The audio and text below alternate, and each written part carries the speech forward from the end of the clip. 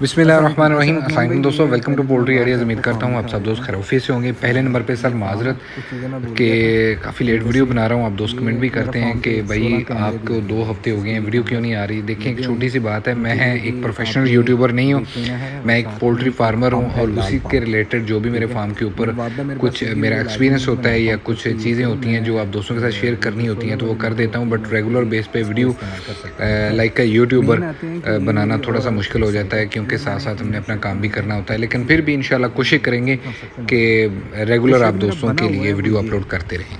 अब आ जाता है, देखिए मौसम तब्दील हो रहा है और जैसे ही मौसम तब्दील होता है तो स्पेशली इस सीज़न में 2 से 3 बीमारियां अपने पूरे कह लें कि ज़ोर शोर से बर्ड के ऊपर हमलावर होती हैं। तो इस वीडियो में मैं आप दोस्तों के साथ में शेयर करूंगा कि वो बीमारियां कौन कौन सी हैं और उनके लिए एहतियातें कौन कौन सी हैं और कौन कौन सी वैक्सीन आपने ज़रूरी करनी होती है।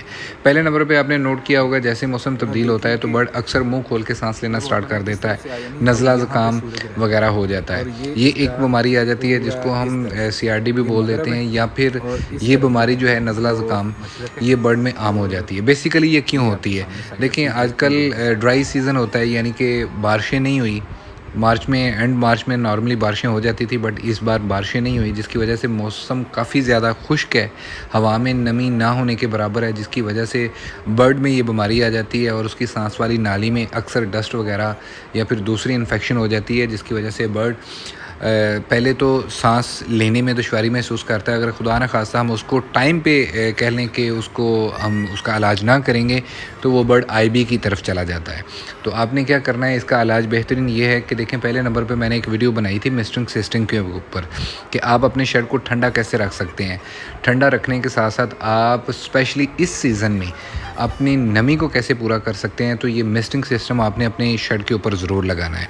अगर आप ये अफोर्ड नहीं कर सकते तो नॉर्मली जो स्प्रे पम्प मिल जाते हैं आपको तकरीबन 4,000 साढ़े 4,000 रुपये के मार्केट वैल्यू है इसकी।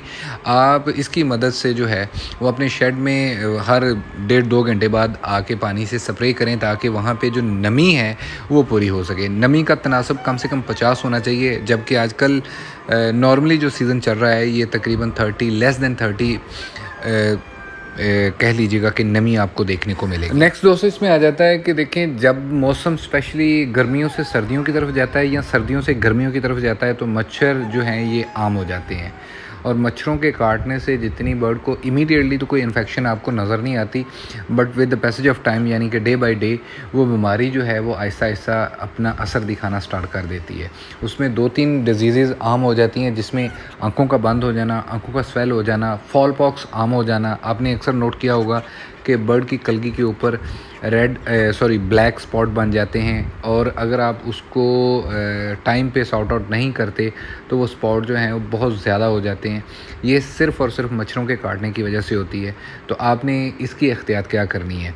अगर तो खुदा न खास्ता आपके बर्ड को ये बीमारी लग चुकी हुई है तो सबसे पहले नंबर पे देखें, मैं आप तमाम दोस्तों से एक ही बात करता हूँ, मैं कोई डॉक्टर नहीं हूँ बट मैं अपना एक्सपीरियंस आप दोस्तों के साथ शेयर कर देता हूँ। बट बीमारियों के ऊपर मैंने आज तक कभी भी कोई वीडियो नहीं बनाई, लेकिन इसके लिए एक देसी टोटका है जो मैं आप दोस्तों के साथ शेयर कर देता हूँ कि आपने तारे मीरे का तेल जो है ना अपनी खुराक में मिक्स करके अपने बर्ड को ऑफ़र करना है। तो उससे ये होगा कि आपके बर्ड के अंदर जो उसका ब्लड होगा वो थोड़ा सा कड़वा होगा, उतना इन्फेक्ट नहीं करेगा आपके बर्ड को जितना नॉर्मली मच्छर इन्फेक्ट कर देता है। तो इसकी मकदार ये करनी है कि आपने 1 kg के अंदर तकरीबन 2 से 3 cc तारे मीरे का तेल शामिल करके अच्छी तरह मिक्स करके अपने बर्ड को ऑफ़र करना है।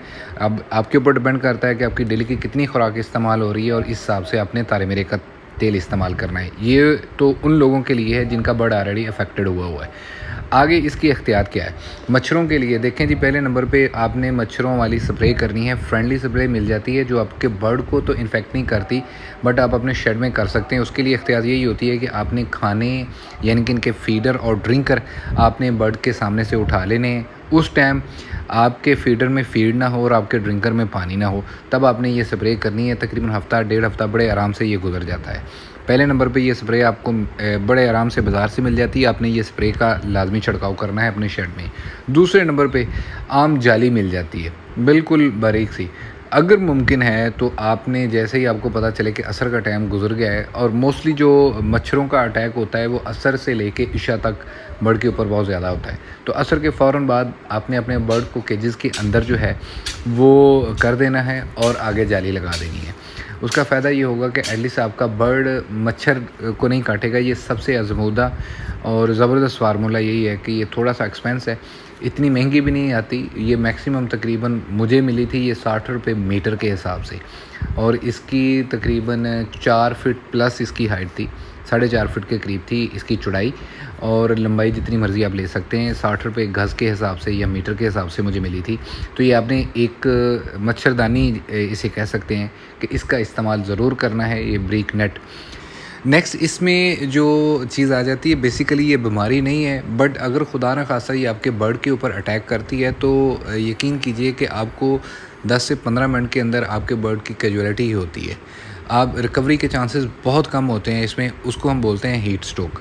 ہیٹ سٹروک کیا ہے کہ جب آپ کے برڈ کو ٹمپریچر زیادہ مل جاتا ہے، اس کو ہوا نہیں ملتی۔ نارملی جو ٹمپریچر ریکوائرڈ ہوتا ہے اس سیزن میں وہ ایٹ لیسٹ آپ نے 32-30 کے درمیان اپنے برڈ کو دوپہر کے ٹائم دینا ہوتا ہے۔ اگر آپ 32-30 ٹمپریچر نہیں دے سکتے، ٹھیک ہے، یا اس سے اوپر آپ کے ایریے میں ٹمپریچر جا رہا ہے اپنے شیڈ میں، اور اسپیشلی ان دوست احباب کے لیے جنہوں نے گھروں کی چھت کے اوپر جو ہے اپنے کیجز بنائے ہوئے ہیں، دس از فار شیور کہ وہاں پہ ٹمپریچر 40 پلس ہوتا ہے، کیونکہ چھتیں گرم ہو جاتی ہیں، چھتوں کے جو فلور ہوتے ہیں وہ پکے ہوتے ہیں، جس کی وجہ سے زیادہ گرمی محسوس ہوتی ہے برڈ کو۔ تو وہاں پہ سر آپ نے کولر کا استعمال ضرور کرنا ہے۔ اس بات کا خیال کریں کہ آپ کا ٹمپریچر کسی بھی صورت، بے شک آپ کولر کا بھی استعمال کر رہے ہیں، آپ کا ٹمپریچر 35-36 سے اوپر نہ جانے پائے۔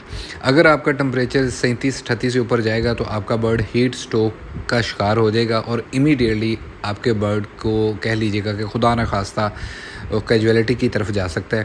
اس میں سین یہ ہوتا ہے کہ فوراً سے برڈ اپنا پاؤں پہ وزن ڈالنا چھوڑ دیتا ہے اور وہ بیٹھ جاتا ہے۔ آپ جتنے مرضی جتن کر لیں، 100 میں سے 2 سے 3% آپ اپنا برڈ ریکور کر سکتے ہیں، but more than 95% heat stroke کے زمرے میں جو برڈ آتا ہے وہ ایکسپائر ہی ہوتا ہے۔ تو آپ نے اس بات کا لازمی خیال کرنا ہے کہ آپ نے اپنے شیڈ آپ کے اگر بڑے ہیں تو وہاں پہ پراپر کولنگ سسٹم کا انتظام کریں، کولنگ سسٹم انسٹال کریں۔ اگر آپ نے چھوٹے لیول پہ کیے ہوئے ہیں تو کولر کا لازمی انتظام کیجیے گا۔ لائٹ جاتی ہے تو UPS وغیرہ یا بیٹری وغیرہ اس کا انتظام کر کے اپنے برڈ کو لازمی بچانا ہے۔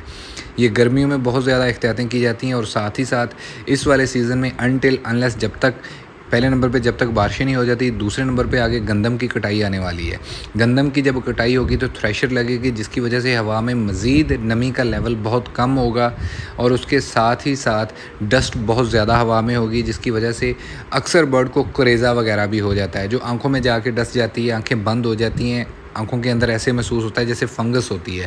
تو یہ پہلے سے آپ نے احتیاطیں کر لینی ہے کہ آگے آپ کا ڈسٹ سیزن آ رہا ہے، ٹھیک ہے، ڈرائی سیزن مزید آئے گا اور آندھیوں کا سیزن بھی آنا ہے۔ تو ان ساری باتوں کو مد نظر رکھتے ہوئے یہ کچھ احتیاطیں ہیں جو آپ نے لازمی استعمال کرنی ہے۔ اس کے لیے آپ کو ایک نیٹ مل جاتی ہے، جالی دار نیٹ ہوتی ہے، وہ آپ نے اپنے شیڈ کے جدھر بھی آپ کے کھلے ہیں، جدھر آپ نے لوہے کی جالی کا استعمال کیا ہوا ہے، وہاں پہ آپ یہ نیٹ کا استعمال کر سکتے ہیں، تاکہ آنے والے دنوں میں جو ڈسٹ سیزن ہوگا آپ کے برڈ ڈسٹ سے محفوظ رہیں گے۔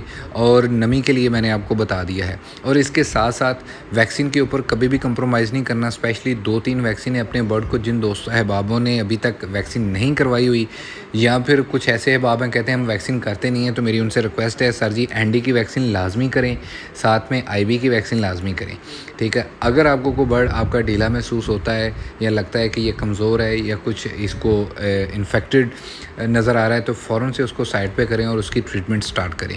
یہ چند احتیاطیں تھیں جو میں ضروری سمجھ رہا تھا کہ اس ڈرائی سیزن میں آپ دوستوں کے ساتھ شیئر کی جائیں، تاکہ آپ بھی آنے ممکنہ جو نقصانات ہیں ان سے بچ سکیں۔ اور باقی کچھ اور آئیڈیاز ہیں، اپنا ایکسپیرینس ہے جو آپ دوستوں کے ساتھ شیئر کرنا ہے، انشاءاللہ تعالیٰ ول ٹرائی کہ میکسیمم آپ دوستوں کے ساتھ میں ویڈیو کے تھرو اپنا ایکسپیرینس، اپنے آئیڈیاز شیئر کرتا رہوں۔ امید کرتا ہوں یہ ویڈیو آپ دوستوں کو پسند آئی ہوگی۔ اپنا اور اپنے پیروں کا بہت سارا خیال رکھیے گا۔ اللہ پاک آپ کا حامی و ناصر۔ اللہ حافظ۔